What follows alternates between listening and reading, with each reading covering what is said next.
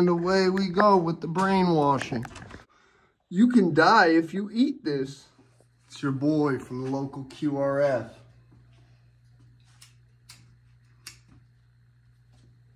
If you don't know what a QRF is, that's fine. You're just in the way. You're in the way if you don't know what a QRF is. If you hear the local QRF is coming, you should probably leave. We mean business. So as the leader of the local quick reaction force, the rapid response force, the quick response force here in Sierra Leone, in Serbia, as the local general of the UKG QRF, it's your local 440, go check them out. Been fighting around this plan all over the place for a long time now, and we about to win. And we are not, this is not a militia. We are not doing a militia here. This is not a get-rich-quick scheme, okay? This is sanctioned. This is authorized. This is a QRF. That's what we call this, a QRF, a quick reaction force, a quick response force, okay? Don't worry about who said I could do this and who authorized me for this. Don't worry about all that. Those questions will be answered never, okay? Just someone allowed me to do this, so we're doing it, all right? The local 440 Serbian QRF general, Crash Out Gang general. Welcome to the show. See, I'm something that I would call an instigative journalist, right? Some people are investigative journalists. Some people are legal journalists. Some people do world journalism. Some people are mock journalists, whatever. Don't even know what they're talking about, just like to call themselves a journalist. I'm what's called an instigative journalist. That's what I call myself. The word journalism gets thrown around very, very, very, very. It almost doesn't mean nothing no more. Shit, I'm a fucking journalist. I know there's people in my who are subscribed to me who would say I'm more of a journalist than some of the people on Fox News, CNN, SNBC, whatever the fuck else you want to call it. Similar to how they did with George Carlin when he was alive. Because I'll tell y'all motherfuckers the truth. Jason Reese would probably call me a journalist. That's one that I could name off the bat who would probably say, yeah, he does some journalist type shit. That has nothing to do with this. Best drink in the world. It'll save your life. I'm what I would call an instigative journalist. That's very different than being a journalist. What does instigative mean? Just me making this video explaining that I'm an instigative journalist is instigative journalism. You know who kind of might have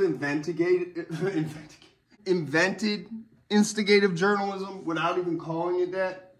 Hunter S. Thompson may have grandfathered this shit that I'm too humble to come out here and say I invented, okay? He wasn't doing it the way I do it because it wasn't really possible. Where are my fucking cigarettes? Speaking of Hunter S. Thompson.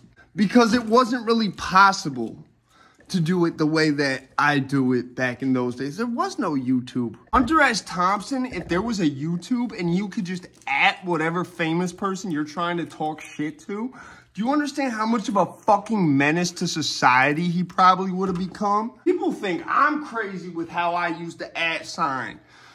Bro, if Hunter S. Thompson was here for this, do you understand? He probably would have got himself knocked off by a fucking by some type of political organization.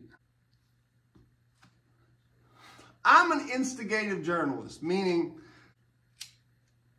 it's almost like comedy, bro. It's almost like you're not supposed to take what I'm saying as, like, it's not so much to be a parody like The Onion, okay? But it's at the same time, this is not CNN, bro, and it never will be. I'm an entertainer. I'm a musician and entertainer and part-time instigative journalist. I only do journalism, if you notice, about shit I really care about. You will never see me doing the celebrity gossip unless it has to do with the streets. You will never see me doing war correspondence unless it has to do with Israel or saying that Ukraine is basically running a numbers game on us, okay, or vice versa. Really, we should make Ukraine pay us back. They should have to owe us for everything. They really should. I'm talking shit now because I can. Okay, I got a whole other video. I decided I'm going to go full force with this shit. Fuck it. I'm going to go full force. All right, you're going to get some Merzik shit later on once my wife and kid have been asleep for long enough to where I know it won't wake them up. You know, I'm very good at learning people's patterns. I know if I put that amp on 50 watts and my wife has been asleep for, I don't got a watch on. I know if it's past midnight, I could play that shit as loud as I want till about 4 a.m. and it will not disturb nobody in the crib. I say the things that everyone else is thinking, but don't have, see, I can't even say I have a platform really, bro. I got like 1,000 subs between 2 channels, okay? That's still 1,000 people. And I know that out of the 833 of them that are here, there's a high chance, more than a high chance. Like, I would bet more on 500 of them being somebody than 500 of them being people like me. There's probably like a couple hundred of them that are people like me that's thrown in there, but I know the people who follow me, a lot of them are in positions of power. They are. It's one of those things you can know without really knowing. You know what I'm saying? It's not hyperbole, okay? It's not hyperbole, and everyone who watches me know it's not delusion, okay? Delusion would be all the people who watch me are in positions of power. That's a fact. I know I have a direct line to Netanyahu and the IDF. No. I do have a direct line to the IDF, but so does everyone else. All you got to do is put the @ sign and type in Israel Defense Force, okay? You got a direct line to the IDF too, buddy. See, I know the IDF won't do anything to me, right? And I think this video been long overdue. I wasn't even planning on making this video when I made this video right now. But I was originally just going to do a plugged in with the cartel, but I was too lazy to put my Merzik on because I'm still, half of my mind is like, fuck, I don't have a converter right now. Even though that has nothing to do with this. And it's probably a good thing because it's kept me away from playing video games. So instigative journalism, and I'm very, very particular with what I choose to be instigative about. Instigative doesn't mean a bad thing. It just means you're doing this for some type of reaction. That's why I call this the YouTube QRF, Quick Reaction Force, Quick Response Force. It is not a militia. It is not a get-rich-quick scheme. This is more similar to a hustler's university, okay? An Andrew Tate war room, something like that. I know by me adding the IDF, they are forced to see it. It will pop up on their notifications. Is Netanyahu necessarily going to see it? I don't think so. Will someone who might pass it along to that? Yes. Someone who works at a desk in Israel is going to see that every time I add it at them. That's instigative journalism. I'm the only one who does it. The only one. Okay? Hunter S. Thompson was doing instigative journalism because, and they called it gonzo journalism. No, it was instigative journalism. You are journalizing things, I don't even know if journalizing is a word, that are going to get a reaction to people. You are doing this strictly to get a reaction. It's like going to the supermarket, purposefully acting like a crackhead when you're sober, just to see people's reaction. Just to see how the cashier is going to react to being like, yeah, so, you know, my kid, man, I had to sell my kid, you know. It got too expensive. Someone offered me $1.5 million, so sold my kid. Now I'm leaving town. I just bought a mansion out in the Maldives. It is designed to get a reaction in a similar way. But the difference is, whereas you would do something like that just to catch wreck, instigative journalism can be done to catch wreck. But it can also be done, like when I say this shit about, man, if I was Lil Wayne, Cash Money, man, Kendrick wouldn't even want to do no show at no Super Bowl. That's the baseline of like the simplest form of instigative journalism. I'm instigating shit. Instigating's not illegal, okay? But like I said, it can also be used for good. So when I do shit like I come out here and I say, hey, IDF, listen, I'm saying this because I'm your boy. And notice the tone. Whenever I talk to or about the IDF, especially if I at them, I keep a somewhat respectful tone. I talk to them as if I knew them in person, despite the fact that I don't, okay? Because I don't want them to get it misconstrued. I personally like Israel. I've had a lot of respect for Israel. All the people, countless people in my family and my personal life who were in military, who were in special forces, who were in tier 1, tier 2, whatever, who were in the reserves, who were in all these different branches, the CIA, everything. When I ask 90% of them, who do you think the strongest soldiers on the planet are? All the ones that don't say America say Israel, because them people just have a will to fight and defend that little piece of land that we gave them in 1948 that is unmatched. So I have a lot of respect coming from a military family for Israel, for the IDF. But I also am allergic to bullshit. And having lived in Detroit, I have a very, very hard time allowing people to get away with bullshit and not calling them on it.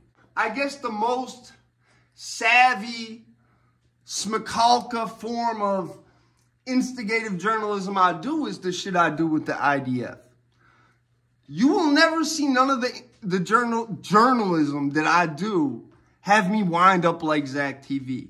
Because I present it in a way where it can't be taken too seriously. And I understand when there's things, you should leave that alone. They don't even gotta scare me with no shit when it's something I know that should be left alone. I'm just not gonna talk about it. I don't believe that 9/11 was a completely inside job, and I don't talk about 9/11 very much. At the same time, a reason I understand why most of the country doesn't feel the same way I do, because most of the country didn't have a father who flew planes for the exact company who was supposed to fly that day and called out sick. I understand I have a deeper access to what's really going on in terms of military shit, government shit. I've been in the fucking White House. That's not hyperbole. It's not hyperbole. How did you do it? Trispa, baby. It's not hyperbole, you know? I've been in the fucking White House. Granted, it was for a guided tour. And it was only because my cousin was a CIA unpaid intern at the White House. But I've been in the fucking White House.